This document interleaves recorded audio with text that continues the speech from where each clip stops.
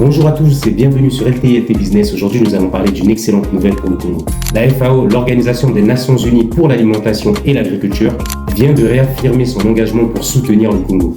Notre stratégie nationale en matière de droit à l'alimentation et à la nutrition. Alors ceci dans un contexte mondial marqué par des défis alimentaires immenses. Voir le Congo saluer pour ses efforts est un signal très fort. Que s'est-il passé exactement? Pourquoi est-ce important? Et surtout, qu'est-ce que cela va changer pour nous? On voit tout ça ensemble dans cette vidéo. Et n'oubliez pas de liker, de vous abonner si ce contenu vous plaît. Alors, c'est parti!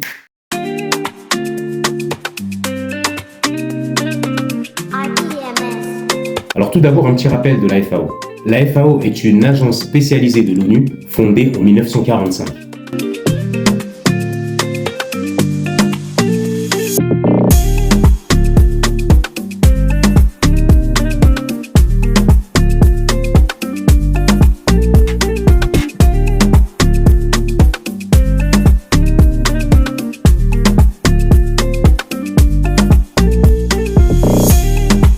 Son objectif principal est clair: éradiquer la faim dans le monde, améliorer la nutrition et soutenir le développement agricole durable. Elle travaille aujourd'hui avec plus de 194 pays dans le monde. Son action se base sur 3 axes: assurer une alimentation suffisante pour tous, promouvoir une agriculture durable, renforcer la résilience des populations face aux crises alimentaires. Son bureau pour l'Afrique centrale est coordonné par Atman Mravili, un acteur majeur de développement dans notre région. Dans cette partie 2, on va voir le contexte du Congo. En ce moment, au Congo, la question du droit à l'alimentation est une priorité nationale. Depuis plusieurs années, notre pays a mis en place des stratégies pour garantir que chaque citoyen puisse accéder à une alimentation suffisante, saine et équilibrée. Il ne s'agit pas seulement de produire plus, mais aussi de mieux nourrir et de préparer notre avenir. C'est dans ce contexte que Atman Mravili a rencontré Pierre Ngolo, le président du Sénat congolais. Lors de cet échange, le responsable de la FAO a salué le leadership du Congo dans l'organisation des réseaux parlementaires autour de la question alimentaire, non seulement au niveau national, mais aussi au niveau régional en Afrique centrale. Cela veut dire que notre pays est vu comme un modèle, une référence pour d'autres États de la région. Alors pourquoi ce soutien est important? Ce soutien renforcé est capital pour plusieurs raisons. Premièrement, il permettra au Congo de recevoir davantage d'appui technique, financier et logistique. Cela peut se traduire par des formations pour les agriculteurs, des projets pour développer l'agriculture locale, des aides pour sécuriser notre production alimentaire. Deuxièmement, cela nous aidera à lutter efficacement contre la malnutrition, notamment chez les enfants et les femmes enceintes, deux publics particulièrement vulnérables. Troisièmement, cela va contribuer à renforcer notre souveraineté alimentaire. Et vous savez à quel point c'est stratégique aujourd'hui, alors que les prix mondiaux des denrées alimentaires explosent et que les crises se multiplient. Dans cette partie 4, on va voir quel impact pour les Congolais. Concrètement, pour les citoyens congolais, cela signifie un accès facilité à des aliments nutritifs de qualité, le développement de l'agriculture locale, qui peut créer plusieurs emplois pour les jeunes, des projets communautaires qui aideront les populations rurales à mieux vivre de leur production. Cela veut aussi dire moins de dépenses aux importations alimentaires et donc plus de résilience économique.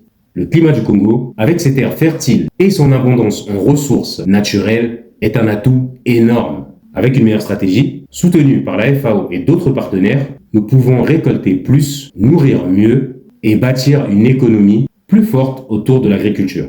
En résumé, c'est une excellente nouvelle pour notre pays. Le Congo avance, il est reconnu et il attire de nouveaux soutiens pour renforcer ses capacités dans un domaine aussi vital que celui du droit alimentaire. Il reste du travail, bien sûr. Mais cette dynamique est encourageante et doit nous pousser à croire en notre potentiel. Merci à vous d'avoir suivi cette vidéo. N'oubliez pas de liker, de commenter pour donner votre avis et surtout de vous abonner pour soutenir notre travail. À très bientôt pour une nouvelle vidéo sur LTI Business. Le Congo avance, ensemble nous réussirons. Ciao. Entrer dans l'histoire de l'Afrique et du monde comme une figure emblématique de la lutte contre l'oppression, pour la justice, la liberté et la dignité de tout être humain.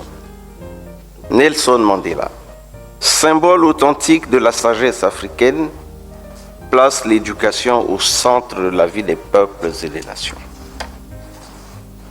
Le premier président noir de l'Afrique du Sud affirmait, je cite, « L'éducation est l'arme la plus puissante qu'on puisse utiliser pour changer le monde. » Fin de citation.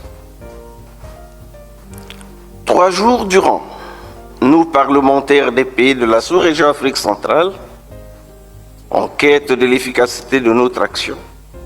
Dans les domaines du droit à l'alimentation et de l'agriculture sensible à la nutrition, avons réfléchi, échangé puis renouvelé notre engagement à avancer ensemble dans la résolution d'une équation fondamentale, celle du droit à une alimentation adéquate pour tous au moyen de la mise en œuvre des politiques agricoles sensibles à la nutrition.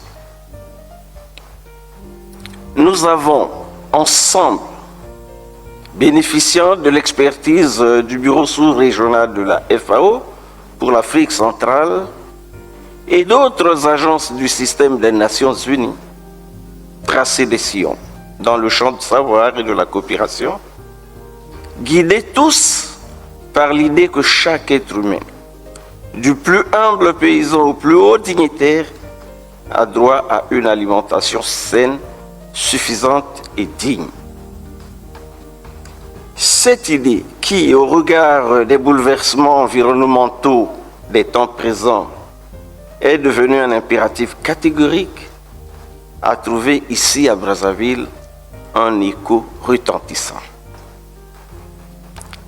En plus du droit à l'alimentation ou d'agriculture sensible à la nutrition, nous avons parlé de justice sociale, de dignité humaine, de paix durable. Entendu qu'il ne peut y avoir de paix dans un estomac vide, ni de prospérité vivante sans citoyens en bonne santé. Comme si nous avions en mémoire cette exigence de Thomas Sankara. Il faut choisir entre le champagne pour quelques-uns et l'eau potable pour tous. Fin de citation. Nous ici, réunis, avons choisi l'eau potable, la nourriture équilibrée, l'accès équitable à la terre, au savoir et à la dignité. Notre choix, qui est un choix de raison et de responsabilité, nous met totalement en phase avec l'engagement de son Excellence Denis Sassou Nguesso, président de la République, chef de l'État, en faveur de la sécurité alimentaire, de la nutrition et de la réduction des inégalités d'accès aux ressources alimentaires au Congo. Dans son discours du 15 août 2022, il affirmait, je cite, « Un peuple qui ne produit pas ce qu'il consomme n'est pas un peuple libre. » Fin de citation. Nous, parlementaires de la sous-région Afrique centrale, n'avons pas déjà oublié qu'au Forum des parlementaires sur la sécurité alimentaire de 2019, lançant l'appel « Un parlementaire en champ », le président Denis Sassou Nguesso soulignait «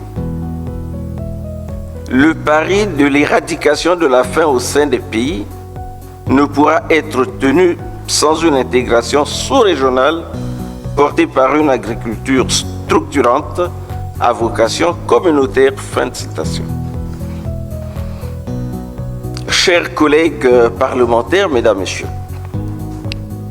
nos échanges ont mis un accent particulier sur l'immensité des défis qui se dressent devant nous. De même, ils ont conforté notre conviction que les solutions sont à notre portée pour peu que nous sachions conjuguer nos efforts, nos expertises et surtout nos volontés politiques. C'est précisément ce que nous avons vu à l'œuvre ici. Un engagement parlementaire fort, une diversité d'approches et une capacité à construire ensemble des perspectives communes.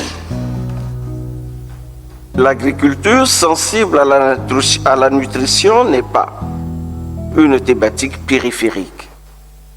Elle est au cœur des stratégies de développement durable. Elle implique des choix politiques courageux, une gouvernance concertée, des investissements judicieux et une coordination multisectorielle renforcée.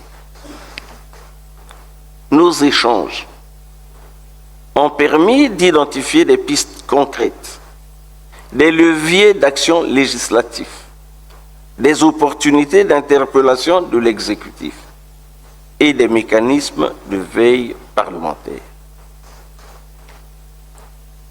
Il nous revient maintenant et désormais à chacun de nous de traduire ces engagements en actes dans nos pays respectifs avec la même détermination que celle qui nous animait ici.